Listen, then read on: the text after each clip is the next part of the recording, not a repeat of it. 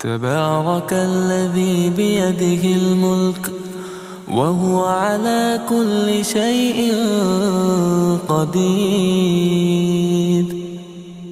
الذي خلق الموت والحياة ليبلوكم أيكم أحسن عملا وهو العزيز الغفور. الذي خلق 7 سماوات طباقا ما ترى في خلق الرحمن من تفاوت فارجع البصر هل ترى من فطور ثم ارجع البصر كرتين ينقلب إليك البصر خاسئا وهو حسير.